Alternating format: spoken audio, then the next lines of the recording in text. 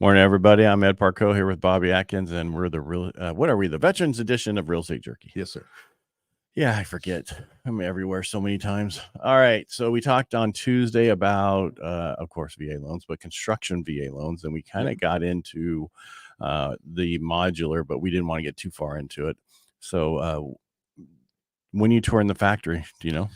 So I believe it's going to be October 21st. They just had like 2 dates, and both of them are Saturdays. So yeah, I'm super excited. I mean, I had a good 10-minute conversation with the president of the company, and they're going to set me up. They said they do, ADUs, tiny homes, traditional custom homes. They do everything. Yeah, because everything is built like a box, out of a box, so they can build any home in the factory. Yeah, he was saying 6 weeks from start to finish, where they set it out on site. I mean, that's incredible. And then the last, they'll do 90% in the factory, and then the last 10% is done on site. So you have to have a contractor for that, and basically the foundation, and then any of the pretty stuff on the outside of the buildings, or the houses, I should say. But yeah, it was. They said, even like plumbing fixtures, everything like that are already in. They just have to be connected. Yeah, I'm like, man, this is incredible. Yeah, they bring them out in boxes. So they put them all together. Well, it's just it is because I remember watching their webinar, I don't know, a year and a half ago about it, and I was like, this is the future. Yeah, we can get houses built so much faster, we can get them done and 20% cheaper, and better working conditions for the carpenters too, right? I mean, oh yeah, three shifts though. Yeah, well, I was gonna say, if you're cool with working nights, at least you're out of the elements, which, well, that means they can do 12 months out of the year. Yeah. Where outside you have other issues you deal with. Yeah. Stealing of stuff where they don't have that cost. Yeah. Well, and getting rained out and losing out on work like this last year, right? Right. And then how does that ruin the floors, with the floors being wet and all this, if they don't tarp it up fast enough or get the roof on, or weatherize it. Yeah. Yeah. It's just too much other stuff, and it's so much better going to a factory. For sure. And that's the wave of the future, to get this stuff done faster. Yeah. And everybody's like, it's how it should be. We need to build homes in a factory so we can get them done properly and have somebody oversee every step of the way, except for the last 10%. But that should be fine. Well, and the guy I was talking to, he's like, our tolerance is within a 1/16 of an inch, since we're, doing it indoors. We're controlling the climate, the environment that the wood's in. So it's not, like sitting out there. So many times I've seen houses get framed and then it rains, and it's like, well, did they let that dry out, or do they just keep working? And they just keep working. Yeah. Close one side, maybe hopefully leave the other side open. But they got to keep going. It'll dry out eventually. Yeah. Yeah. So, I mean, that's a better way to do it. So let me know how it goes. Yeah. I kind of wanted to talk about, I'm doing a VA loan up in Twain Harte in an area that is off grid. Gotcha. And a lot of people are like, can you do a VA loan off grid? Yes, I can do a conventional. I can do FHA. The issue about doing off grid is it has to be normal for the area.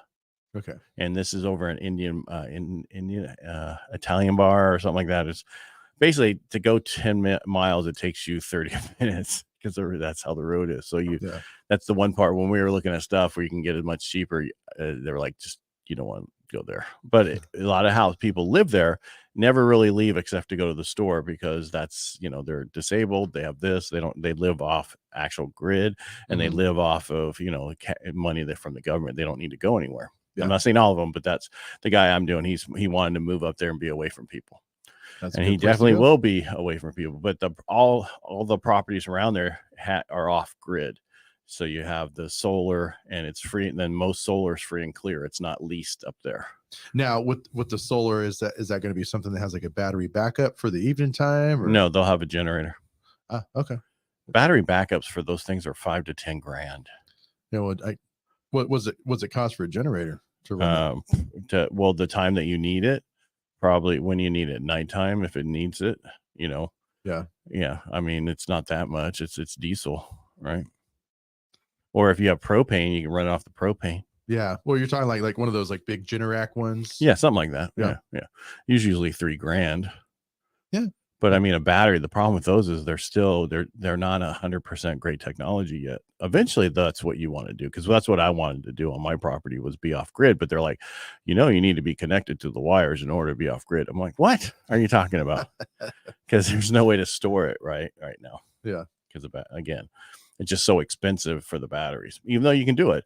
Because I think we talked about it before. I saw one on a house over off of when you're walking over the trail and you're going over the overpass of Briggsmore, and you look over to the right. There's one on the wall there. Yeah, a Tesla. I was like, sold this guy this bill of goods. Yeah.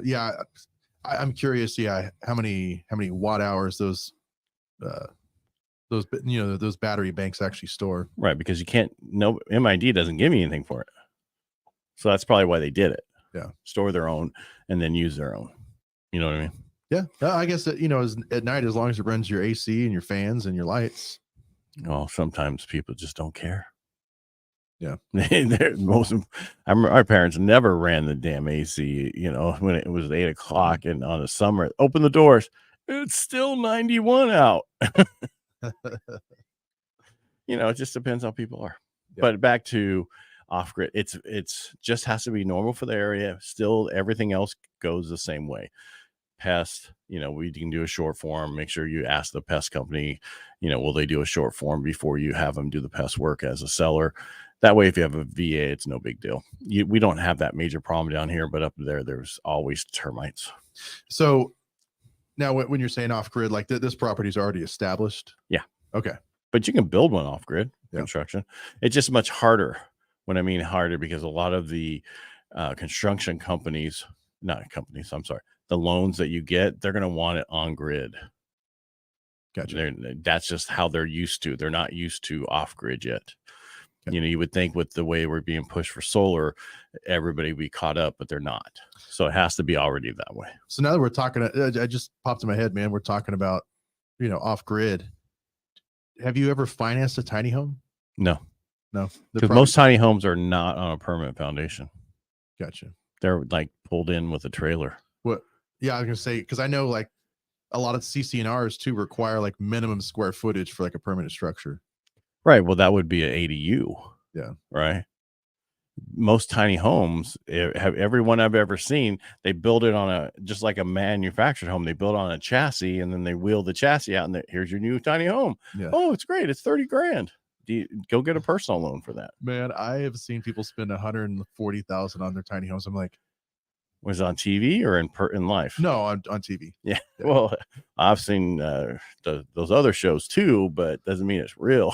Well, I really hope someone didn't spend that much on a tiny house, but well, it depends on, I mean, I would much rather do a shipping container home. Yeah. And because you can get those, they used to be so much more cheaper, but now it's $6,000 for at least one-time use. So, depending on how many of those you need, and you cut them up, and then you still got to frame the inside, put the insulation, because we can't spray foam, I don't think, here in California. Yeah. At that point, I kind of see like the cost benefit kind of, disappearing with the idea of like a container home. Really? Because I mean, one of the container homes finished from somebody, ready to go, just one container with a bedroom and bathroom. Like I'm just saying one, right? It's like 25 to 30 grand. Okay. So I think what it is just that you don't have to buy all the beams for the structure, because those glulam beams are expensive, right? Yeah. That's all that stuff is so expensive. So I think I can see where it's much cheaper going that route, especially if it's somebody who's doing it themselves, but there's companies who do those now. Yeah, I know. I've seen a few shows like that. Right. Well, I'm just talking in general. I've seen them. There's a few up in Tuolumne County that were built. Oh, no good. Yeah, and sold. Yeah. Okay. And the question is, I've not done a loan on one of those. I think those are going to be like the straw bale homes. You know what straw bale is? Where they use straw bales to build the home. Yeah. Yeah. Like it's more like a traditional, like, where they pack it with mud and stuff. Yeah, too, yeah. Right? So more like an Adobe type of a home. Yeah. And so those do real well. But to sell those, and you got to have, it's like a log cabin. How you got to have at least one comp in the last 90 days. Luck, right? Yeah, exactly. Well, and I'm sure that the new kind of get off subject, but it's still along the same way. If a conventional loan can be done on it, a VA loan can be done on it. Okay. So that's just one way. Because they're both going to be just as restrictive. Well, it's kind of reminds me of like the Earth ships. Have you seen those? Mm-mm. Where it's like all like sustainable, like recycle stuff, and they make it into like a hillside, and it has like they'll have like a terrarium and stuff. You know, I don't know how that would be unique investment property, probably private money investment, those kind of things. Yeah. Yeah, because that's the other issue we have in our area. So let's come down here is people get properties with 9 acres of almonds on it in the single family home and they want to buy it, but the land's leased. Like leased out to another farmer. Well, leased out to a big company that comes in and farms your almonds for you. Mm-hmm. Well, now that's income producing, and that's a no-go on conventional VA, FHA, all that stuff. Gotcha. Because once it becomes income producing, then it's ag land. It's got to have an ag loan. Well, 9 acres of almonds not going to be enough to offset an ag loan, right? Because you're only making, especially in this market, you're making nothing. It's almost like costs you more to produce them. Yeah, I heard the cost of almonds is pretty low. Well, right now, what they're paying you is really low. Yeah. The cost to build and do all that is very expensive, but what they're paying on it is ridiculous. We had them at Rotary a couple weeks ago, Blue Diamond Almond, Mel Machado talking, and he's like, this is one of the worst years. So there's a lot, and where a lot of people have let their almond orchards go, and then that causes other issues with worms and all this other stuff that come over and kill everybody else's, and it's killing the almond supply also. That's other issues, but that's totally another show we can talk about. But I was just saying there's unique situations. A VA loan will work on that. You just have to get rid of the lease. The problem is there's only certain times you can do that. Gotcha. Okay. Yeah. So, and talk to me, there's ways you can work on that to get rid of it. Because I'm doing one right now where the family's buying out, one of the person's buying out the other two, and they want to live there. Well, luckily, because of the situation, they're able to cancel the lease. And so it's no longer income producing. Oh, it's a hobby farm. Gotcha. All right. That's all I have for today. Well, thanks so much, Ed. All right. Thank you. Thanks for being here. We really appreciate you. Hope you like what we do here with the Veterans Edition, and make it a great day. And we'll talk.